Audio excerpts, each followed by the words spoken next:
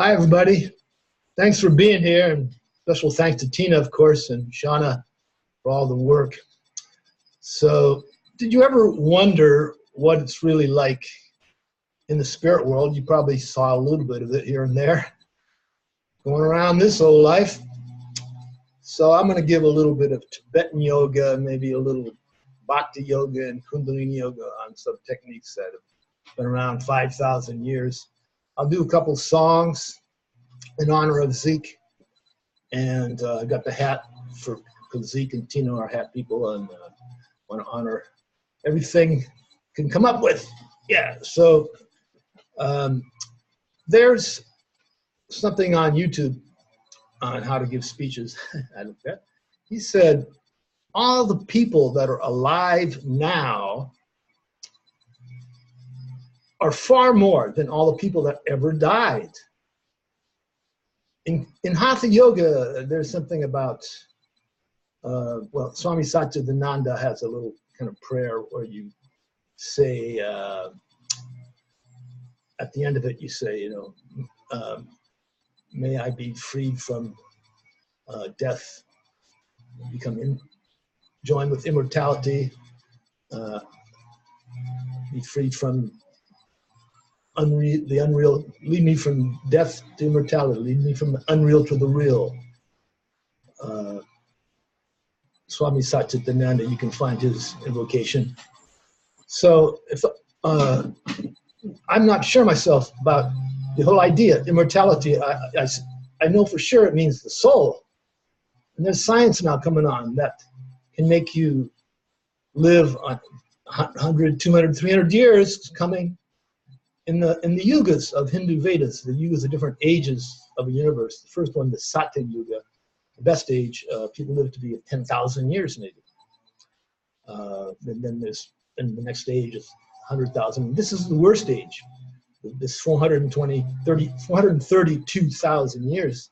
We're 5,000 years into the Kali Yuga. It's maybe you live to be 100. That's the natural phase. But a lot of people, because of capitalism and all the weird stuff in this world that is going through their downward cycles. One example: 26 people have as much more money than 3.8 billion. So this is grossly, unequal inequality of income, and this is one of the things that hopefully will be changing, is changing. Another aspect, the energy from the sun in 2 seconds equals all the energy used in the world for 1 year. So an example of why the world is crazy, they burn oil, causing all this traumatic climate change. 50% of the climate change, according to the scientists, is human caused. The oil, according to one Vedic interpretation I read, was meant to last 5 billion years, the life of the planet. For lubrication, not burning. That's why we're having this problem. If that much energy is coming from the sun, clearly that's what needs to be used. There'll be microwaves and other sources coming, they say, too. But that's an example of crazy. I mention it because I don't believe there is crazy. I don't think Zeke was crazy. I think he was revolutionary in his way. And you can read Thomas Zaz about the myth of mental illness. It's just a term people throw around. It has political connotations and other things, that doesn't really accurately reflect the individual case, just to say somebody's crazy.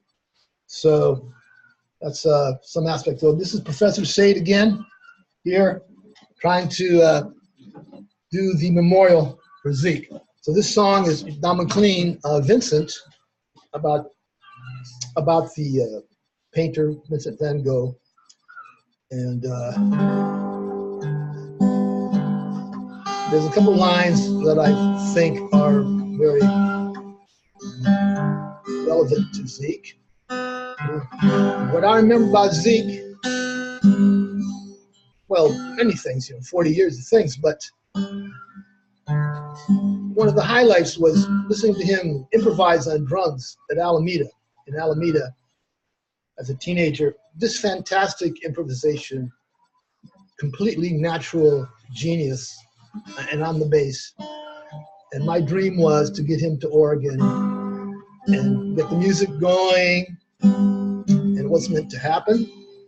So the big gig in the sky will balance it out eventually. In the meantime, just going to try to make the best of the life, honor the dead, live intensely, passionately as possible. Starry, starry night,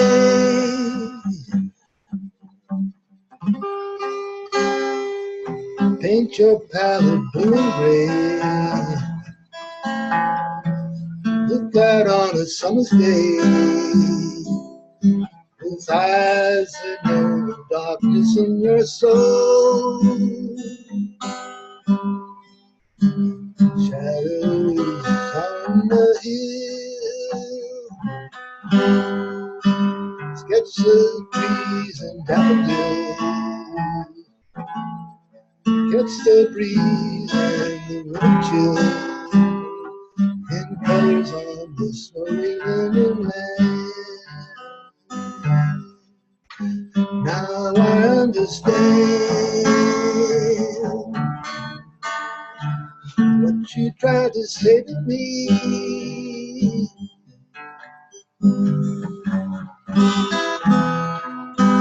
How you suffered for your sanity,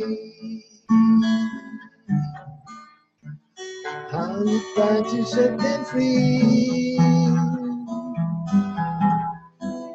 They would not listen, they did not know how. Perhaps they'll listen now.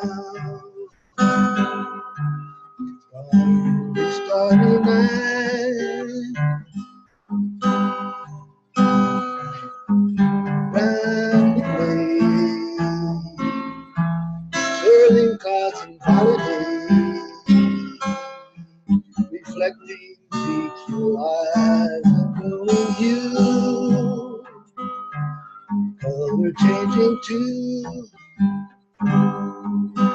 morning fields of evergreen, where they face lined with pain, soon beneath the artist's loving hand. Now I understand what you tried to say to me.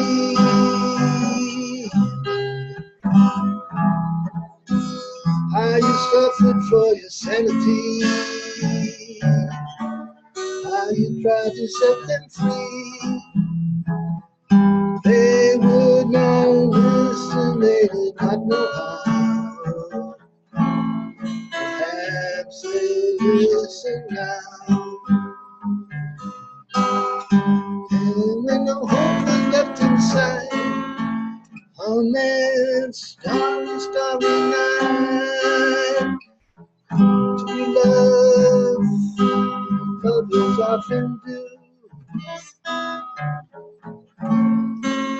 But I could have told you, Zeke,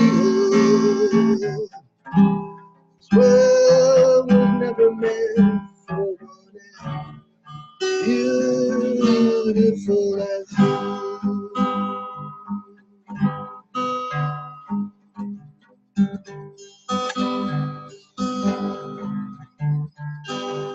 Starry, starry night, portrait hung in empty hall, framed heads on English wall, with eyes that watch the world and can't forget, like the strangers that you've met, ragged men in ragged clothes, silvers on a bloody road, like crushed and broken on the virgin snow. I think I know what you tried to say me. How you suffered for your sanity. How you tried to set them free. They would not listen, they're not listening still.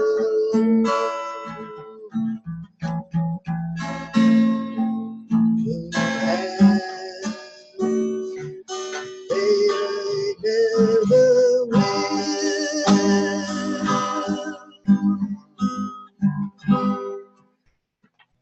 Don McLean.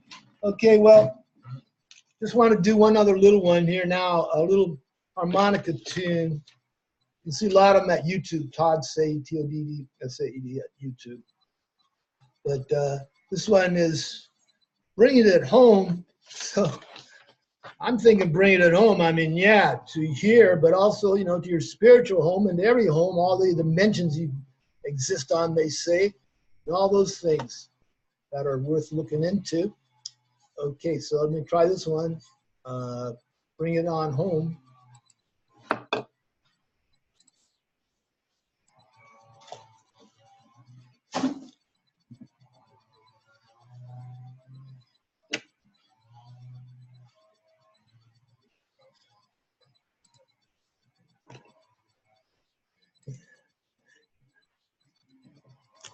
Babe,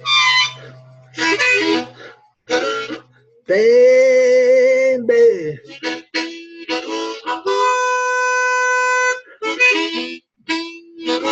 bring it on home to you. Bought my ticket, I got my load.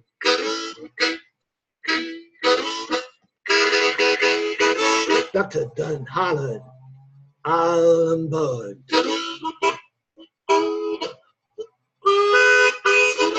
Take my seat way in the back.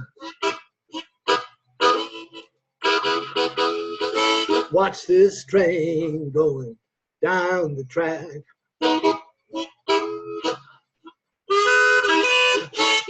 Baby,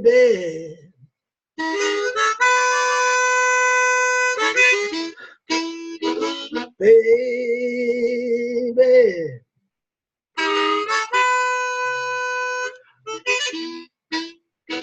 bring it on home to you. Talk about the good times I once have had.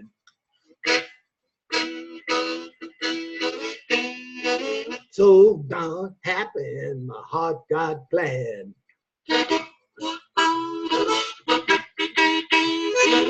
I think about the way you love me too. Bet your life I'm coming home to you.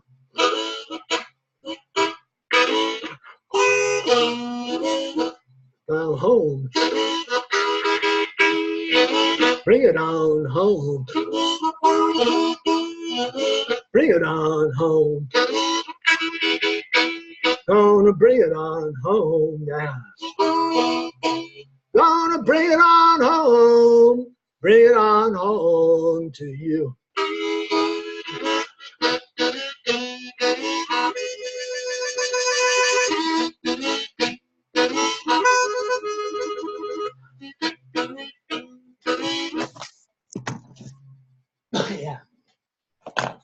Yeah, okay, that's Sonny Boy Williamson. That's a great old story on YouTube about Sonny Boy Williamson, all-time nonstop boss of the blues harp. He lived in Helena, Arkansas, Louisiana, I think it's St. Helena. The band, the people that backed up Bob Dylan at the beginning, went off on their own. I saw them live in San Francisco, 1970. They did music from Big Pink, their big hit album, exactly like the album. And they went to visit Sonny Boy Williamson, and he took them to a soul food restaurant, and they got chased out by the police for being white boys. He told them to never come back, chased out by the sheriff. Yeah, so, you know, we got some stuff to do, man. Okay, I'm going to do one little song now. You don't really know my history. I don't want to go into all the bummers, but when I got drafted into the Army, I was an anti-war activist. I was working with Maoists and unions and civil rights and all the people in San Francisco. And I ended up in the psychiatric ward.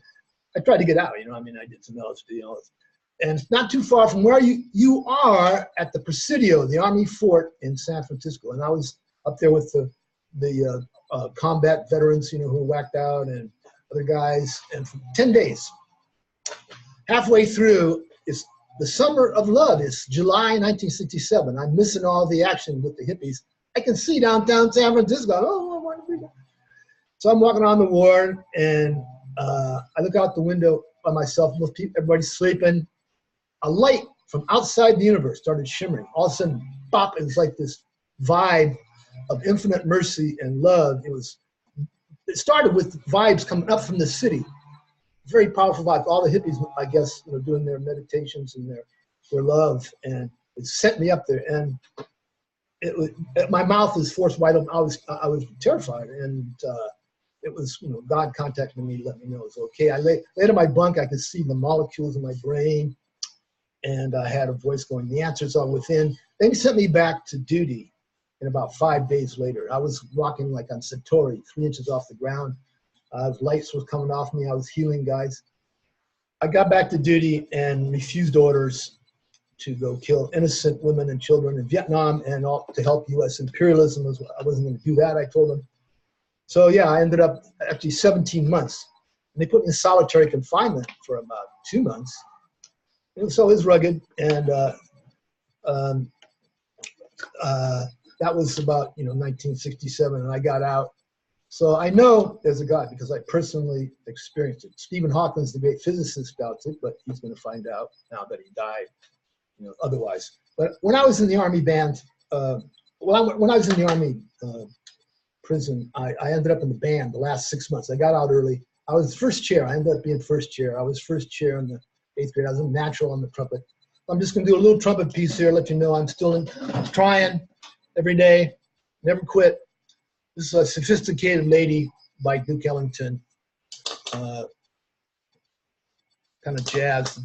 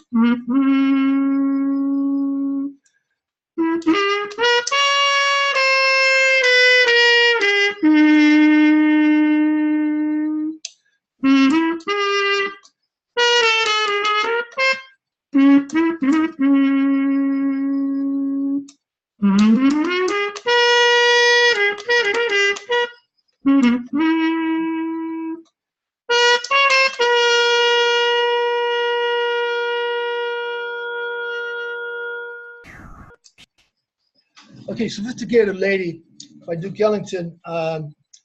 He was seminal, to American jazz, of course.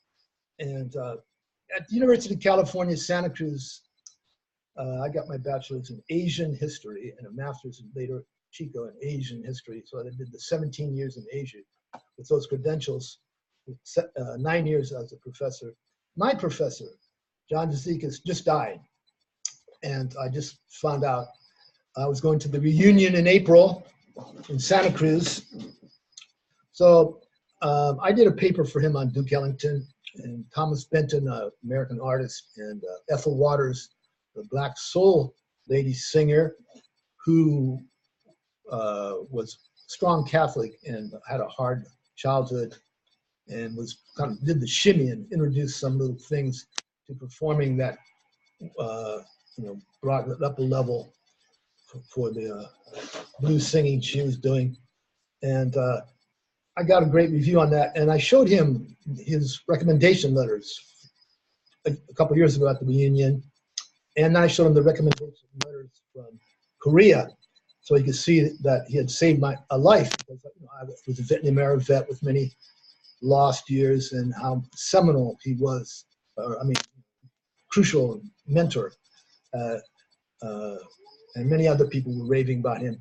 John Zeke, he wrote a book, Opera in America, that got a prize-winning book, and was one of the best-loved professors at UCSC. Annual concert in his honor. So anyhow, I'm doing the Tibetan yoga from Evans Wentz, EVANS WENZ. I did it for him. I did it for Zeke. I did it for everybody who died. People in the paper I see who died by accident and so forth. I do this transference of consciousness for them. And it's from the book Tibetan Yoga and Secret Doctrines. The Tibetan Book of the Dead by Evans Wentz also has things for you to do to help departed souls. So I'm going to give, that technique is basically this. You say, in the Divine Guru, I'll say it slowly by phrase so you can repeat it. The embodiment of all protection, in the Divine Guru, the embodiment of all protection, from now till the essence of perfection be attained, do I seek refuge. O sangsaric beings, innumerable in number, dedicate your minds to the divine path of good wishes for entering into perfection. So you say this several times. You visualize the Divine Guru as a being in the spirit sky, sitting on a throne, a rainbow behind him, shimmering robes, a blue face, arms crossed, with a bell in one hand and the Dorhe knife in the other, cutting through ignorance. In the heart is a red syllable, Hum, H-U-M, a name for God. In blue, actually, in blue, H-U-M, a blue, luminous blue syllable, Hum, H-U-M, name for God. Below him is the consciousness of the deceased, not having a body or form. You just imagine the Yogini Vajra as a translucent red body. 16-year-old virgin in the spirit sky. It's translucent, it's a spirit. Around the neck, 50 dripping heads, a tiara of 5 skulls. In the left arm is cradled the mirror of karma, where you judge yourself. In the right hand, the Dorhe knife for cutting through ignorance. 1 foot standing on a human body. In her heart is the red Hum, glowing, luminescent, H-U-N. So you say Heeg, H-E-E-G, Heeg, send the blue you from above the Divine Guru down to the red Hum in the Yogini's heart, and you hook the M. And you say Heeg again and pull the red Hum into the throat chakra, the 5th chakra. Heeg again, you pull the red Hum into the 3rd eye, the 6th chakra. Heeg, H-E-E-G, Heeg, again into the crown chakra, the 7th chakra, where you have direct communication with God. And then Heeg again to merge the red Hum into the blue Hum in the Divine Guru, Root Guru's heart chakra. Then you say fat, P-H-A-T, fat, loudly, and remain in a spiritual state for some time. Then you can again say a few times, in the Divine Guru, the embodiment of all protection, and now till the essence of perfection be attained, do I seek refuge. O ye sangsaric beings, innumerable number, dedicate your minds to the divine path of good wishes for entering into perfection. And the sangsaric beings are the beings in the material universes. Samsara, which merges with nirvana when we reach final liberation. And the other one is a Kundalini, yoga from the Sikhs, the 3HO, healthiness, happiness, holiness. The Sikhs are in Monterey and San Francisco, and they come from northern India, the Punjab. This one is to bring the light to you, and then when you get that light, you can heal others with that light. Arms, 45-degree angle, elbows into the sides, palms up, eyes a tenth open. You say Ram, Ma, Da, Sa, Sa, Se, So, Hum, forcefully on the So, Hum at the end. Ram, Ma, Da, Sa, Sa, Se, So, Hum. Ram, Ma, Da, Sa, Sa, Se, So, Hum.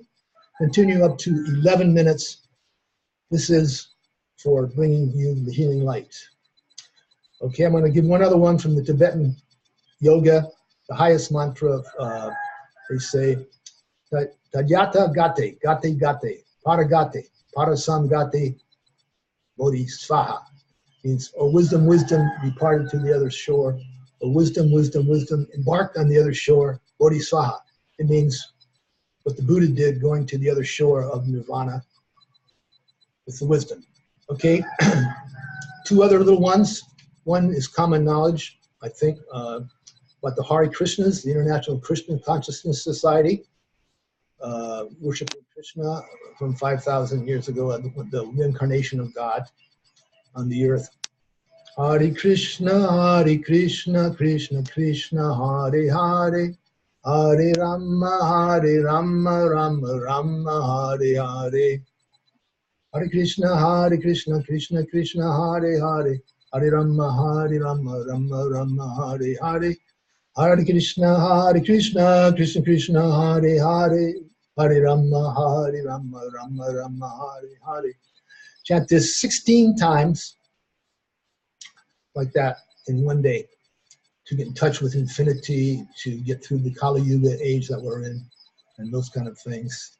Okay, those are the main ones I can remember right now. And of course, there's others, and you can hopefully find your own, some place to get started there a little bit. Okay, well, this is a tough one for us, a little bit on the nature and the timing of these people that we love and know who pass untimely. And so that's why these things can help us heal ourselves, move on, and make the best of everything. So I want to try to just send out some good vibes right now. Let God come through, the universe come through, open up to it all. Be at peace, love, joy, and gratitude. And find the way, the Tao, that cannot be spoken. Okay, bye-bye, it's Professor Sade saying so long. Thanks for being here. Bye-bye.